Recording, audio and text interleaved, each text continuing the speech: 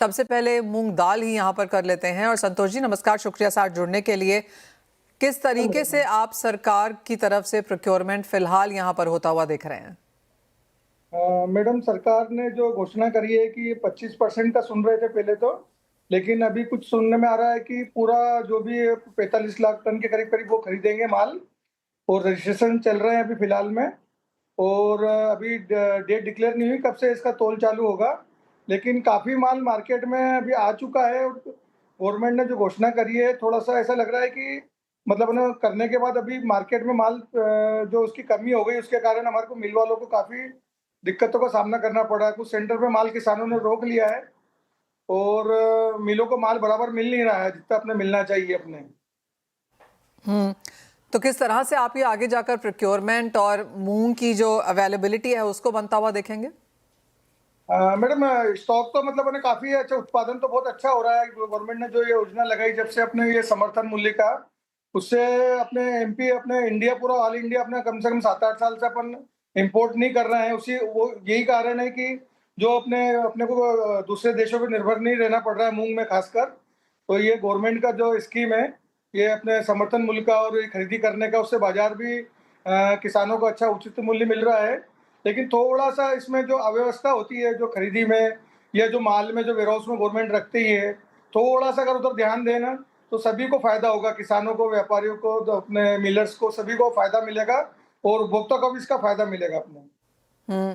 संतोष जी, तो as of now आपको क्या लगता है ये जो 1 से 10 जुलाई तक सरकार प्रोक्योर करने वाली है, कितना सरकार ले जाएगी, कितना किसान रखेंगे, कितना मिलर्स को मिलेगा? एक फेयर आइडिया क्या आपने नंबर्स का लगाया है? मैडम, ये ऐसा लग रहा है कि किसान जो भी अपने ये सरकार ने बोला है 45 लाख कुंटल का, अगर ये होता है तो किसान को, मेरे को मतलब गवर्नमेंट को ऐसा लग रहा है कि इतना माल मिल भी सकता है, क्योंकि किसानों ने रोक रखा है। माल काफ़ी कम आ रहा है जब से गवर्नमेंट ने घोषणा करी है ना, मंडियों में कम आ रहा है। तो गवर्नमेंट अगर ये रख लेती है तो थोड़ा मिलर्स को थोड़ी दिक्कत आएगी बाद में माल चलाने के लिए। हमको क्या फिर निर्भर रहना पड़ता सरकार के ऊपर ही। अभी तो माल मिल रहा है हमको मिलर्स को, लेकिन जैसे ही तोल चालू हो जाएगी तो उसके बाद मिलना और मुश्किल हो जाएगा अपने। और फिर अपने हमारे को दूसरे प्रांत से माल मंगाना पड़ेगा। जैसे अभी राजस्थान चालू हो जाएगा 1-1.5 महीने बाद, उसके बाद ये कर्नाटक भी चालू होएगा, तो हमको दूसरे प्रदेशों से मंगाना पड़ता है।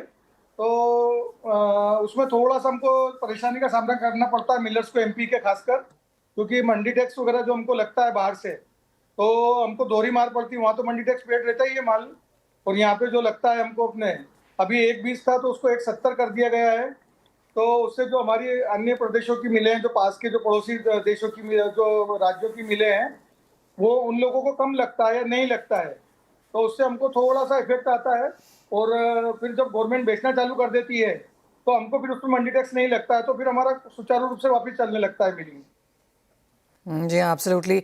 संतोष जी, एक फाइनल सवाल यहाँ से आगे, ये तो अब अवेलेबिलिटी की बात हुई, टैक्सेस की, सरकार प्रोक्योरमेंट की, हाँ, हाँ। लेकिन यहाँ से आगे जाके भावों में अब क्या नजर आता है मूंग के?